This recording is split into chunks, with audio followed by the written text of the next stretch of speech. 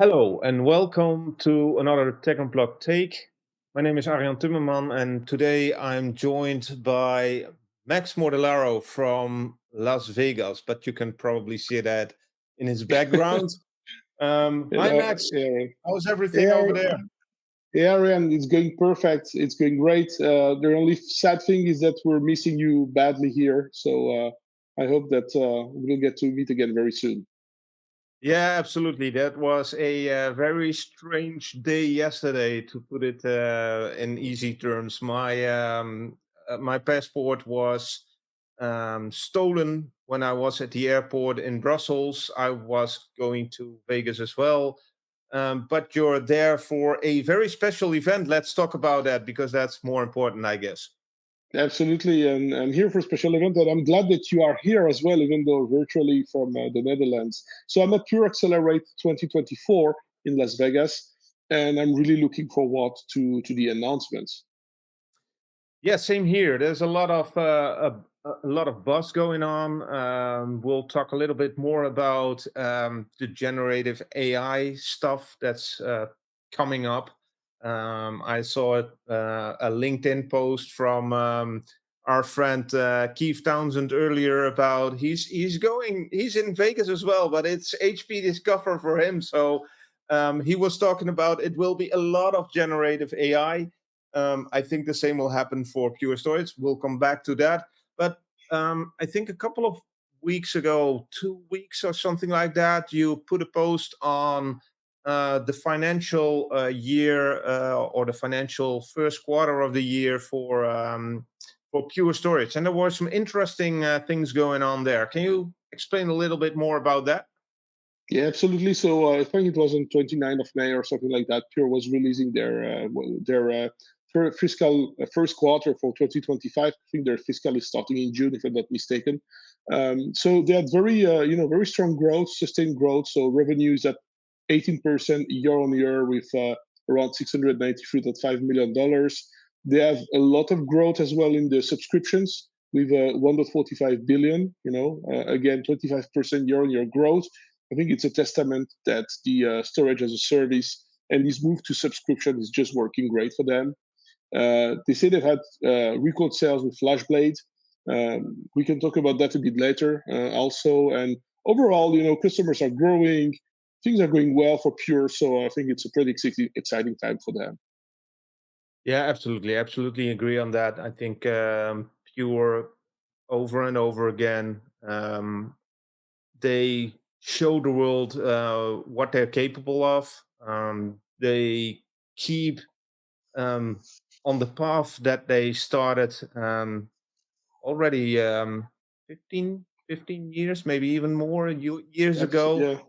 Mhm. And they said, we do it with Flash, and they keep going with that, adding all different kinds of stuff, like you already said, the subscription based.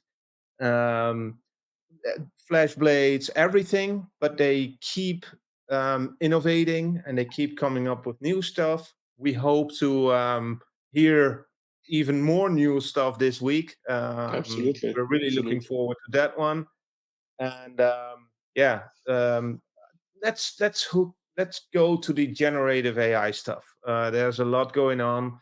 I drove with my dad to the office to get a new passport or to order a new passport. And he was listening when I got into the car to a Dutch news um, outlet, and they were talking about generative AI, especially Huh. on the sustainable side of things. So I was really laughing at some of the things that they were saying because it's going that fast, especially with AI and all the electricity that is needed to Mhm. create it. So Yeah. on the sustainability side of things, especially ESG, there is a lot going on, and they were saying some funny things that I was really like, okay, that's crazy. But if you look at a perspective from, okay, where are we going, and looking at Pure, it's really interesting to see from their perspective where they're going to. what they're going to announce, what is going on. But yeah, I think the AI thing will be really big this year, and yeah, let's hope we can tell more about that. What's your view on the whole So AI?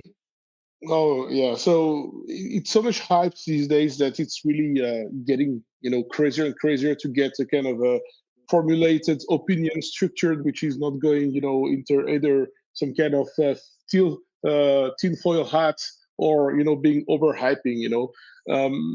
What I think is the way that Charles Giancarlo, the CEO, put it is that he was talking about the opportunities in Gen AI in the long term. Because when we talk about AI, our friend Gina Rosenthal, which is coming often with us to field the events, take field the events, has a very good view on that. I think she made a post where she was explaining where we are on the journey to AI. And at the moment, we're talking about generative AI, and we were having these conversations together, the two of us, about how it really works, how it pulls things together, and so on. I mean, fine, it does create some content, whatever, but I mean, it's not fundamentally changing our lives, even though some people will absolutely rebuke me for saying that. But it's not something which is, I mean, seriously, it's not helping me clean my house. It's not helping me fill my dishwasher. It's not helping me, sort out some of the excruciating issues I have in my daily life, right? So yes, maybe it will empower this and that. In any case, it's here to stay, and we will see more and more improvements, as our friend Keith says. And what I liked with what Charles Giancarlo said is that they're looking at the opportunities on the infrastructure side. So it's not like that Pure Storage is going to unleash and make impossible things, but no, they have built a platform, FlashBlade, which is excellent. It was well architected and well thought from the ground up. The distinction they have between FlashBlade S and the other regular FlashBlade, they have these two kind of categories of FlashBlade. I think it's E, by the way. I Hmm. think they added the capacity tier. It's that it's well placed, in terms of addressing all of these kind of different workloads from a performance, from a throughput perspective, and so on. And that is, in fact, what is helping there. So uh, once you have the hardware and you have the performance and you're able to meet the requirements, the next thing is that you need to work on the data. And where the improvements needs to happen is helping organizations better organize, structure, tag their data sets, whatever, so that they have usable data that can be, fed into those training models. And we had a comment on that. I'm just going to quote my comment, or our comment actually, on what we said, that even if it's super hyped AI and LLMs at the moment, but there are opportunities. Pure Storage is really lucid about what's happening and what's the strategy on the long run. The challenge is still with data management and ability. Storage should be this kind of enabler. It should provide the performance. It should provide all of the connectors and whatever you need to get the data and present it to the training models. But it's not like storage is, something which is fundamentally going to change, learn LLMs and stuff like that. So that's just my long take on that. Sorry, Aaron. Yeah, no problem at all. I agree with you on that statement. And the thing is that, of course, it will change, and it will change probably some stuff in our daily lives. It might even do already, and we don't even know about it, and that's okay. But with the exponential data growth that we have, and making sure that you get the most out of that, I think AI can be of help with that. Although I agree with you that there's still a long road to go. Let's put it that way. For me, the way I look at AI, it's still a maybe a bit smarter if this than that kind of opportunity. It's still very much the LLMs and everything. It still needs to learn so much, and it can go very fast. But to do that, there's a lot of data that needs to be fed into it, and there's a lot of probably mostly NVIDIA stuff that needs to be developed and needs to be in the data center to make that happen. But it's interesting, and especially the statement and the view that Pure has on it is it's really interesting. Making sure that you can offer it to the AI, making sure that your data storage, your data management, and everything is in place, correct, and making sure that you feed the right information into something like that is what's really important. So really looking forward to that. Any last statements from you, Max? Yeah, of course, some last statements. So I'm looking at the time here, and I'll try to be very short. So there are a couple of things to be said. Picking back to what you said at the beginning around, the massive footprint that those GPUs and those AI infrastructures are taking. Pure has a great advantage here because they're very power efficient. These kind of architecture, when they went against the grain to build something which is very highly optimized, tightly packed, compact, very dense in terms of performance, capacity versus the data center footprint and the energy consumption, and the way they are reporting that in Pure One is really great. So I think that's a great advantage. The other thing which is also important to mention is that we, as even as analysts and people dealing with that and watching the news, we have a view of what's happening in the AI space.